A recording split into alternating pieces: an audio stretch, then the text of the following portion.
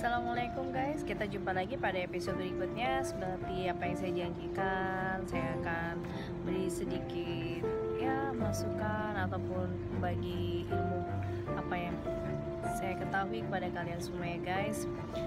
Tempo hari saya sudah membahas tentang masalah otak. Gelombang otak kita terbagi dari gelombang delta, alfa, beta, theta ya. Saya di kali ini ingin membahas tentang masalah gelombang alfa kita ya.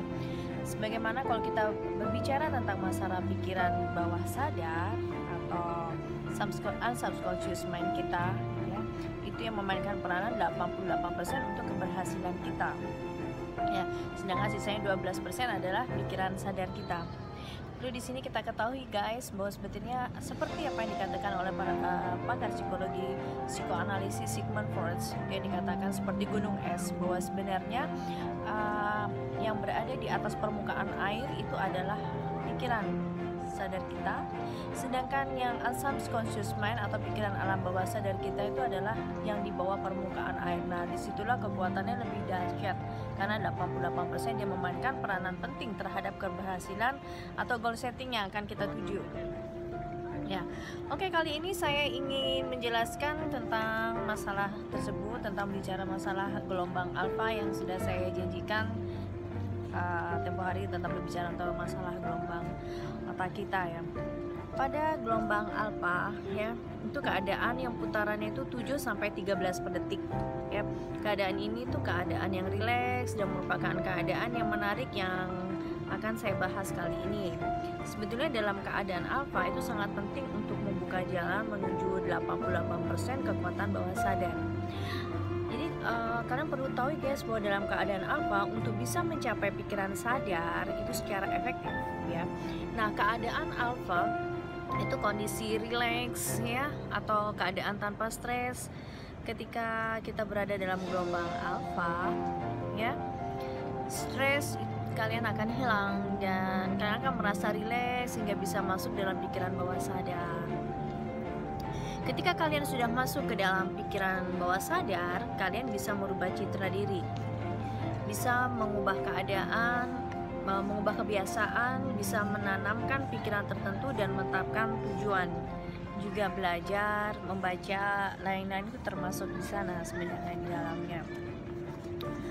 Oh ya guys, apa kalau kalian pada saat memainkan pikiran bawah sadar kalian juga memainkan pikiran alfa ini ya. Oke. Dalam keadaan alfa konsentrasi itu kalian akan terpusat karena kalian hanya bisa berpikir itu tentang satu hal pada satu saat. Nah, ketika kalian berpikir dua hal yang bersamaan, nah kalian telah berada dalam keadaan beta atau sudah berada di luar alfa. Ya. Jika kalian tuh sedang membaca itu dalam keadaan alfa ya. Sini coba akan saya terangkan bagaimana caranya, dan kemudian tiba-tiba terdengar suatu suara kereta api atau pesawat terbang lewat, atau ada bunyi yang mengetuk pintu gitu ya. Nah, pikiran kalian tuh akan terpecah dan Anda berada di beta. Oke, kalian berada di beta tuh bila berpikir dua hal pada waktu yang bersamaan. Nah, untuk dapat terus melanjutkan membaca tuh kalian harus belajar secara cepat kembali dalam keadaan alfa selama kalian berkonsentrasi. Ya. Jadi beberapa orang itu konsentrasinya hanya berlangsung 5 menit. Dan ada juga yang 20 menit atau kadang-kadang bisa lebih lama, tergantung banyaknya informasi yang kalian serap.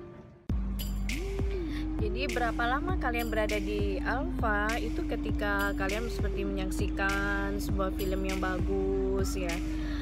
Alfa itu adalah keadaan yang sangat mudah dicapai dan sebenarnya kalian melakukannya setiap saat sebetulnya ya. Itu ketika kalian melamun atau berhayal ya. Jadi anak-anak yang berumur dari 0 sampai 5 tahun ini hidup dalam keadaan yang menakjubkan ini ya. Jadi itu sebabnya mereka belajar begitu banyak hal dan melakukan semua itu dalam jangka waktu yang singkat. Jadi mereka menyerap semua informasinya seperti karet busa, langsung menembus pikiran bawah sadar. Seberapa cepatkah kalian bisa masuk ke dalam alfa? Contohnya adalah ketika kalian ingin menonton film yang bagus dan film itu sangat Anda tunggu-tunggu ya. Nah, ketika film itu akan segera dimulai, nah kalian langsung menyalakan TV dan begitu kalian kembali ke tempat duduk Anda, apa yang terjadi adalah kalian sudah masuk ke dalam keadaan alfa. Dengan kata lain, Anda hanya memfokuskan diri pada TV Anda itu. Nah, seperti itu contoh gelombang alfa yang saya jelaskan. Nah, kemudian kalian tidak mendengar ucapan dari keluarga Anda, mungkin istri Anda atau suami Anda, ya kalian nggak mendengar itu. Nah, pernah nggak Anda melihat seorang anak itu sedang nonton TV? Ya, mereka tuh nggak mendengar apapun yang kalian katakan, ya. Perhatian mereka hanya tertuju kepada TV, ya. Pusat fokus mereka berada di dalam alfa. Ternyata sangat mudah untuk berada di dalam alfa, kan? Nah, oke. Ketika kalian menonton sebuah film atau membaca buku dengan sepenuh hati, sangat mungkin sekali kalian berada dalam keadaan alfa dan itu sangat mudah, ya. Alfa itu membuka pikiran kalian menuju kemampuan kreatif untuk memecahkan suatu masalah. Dan bila kalian ingin mengubah atau mengganti kepribadian kalian atau cara kalian berpikir dan merasakan keadaan alfa lain yang cocok untuk melakukan hal tersebut, ya, sambil merasakan perasaan nyaman akan diri kalian sendiri, ya. Jadi begitu ya friends, guys, semua yang saya jelaskan tentang masalah gelombang alfa. Next time kita akan jumpa lagi dengan topik yang berbeda. Oke, assalamualaikum warahmatullahi wabarakatuh. See you again.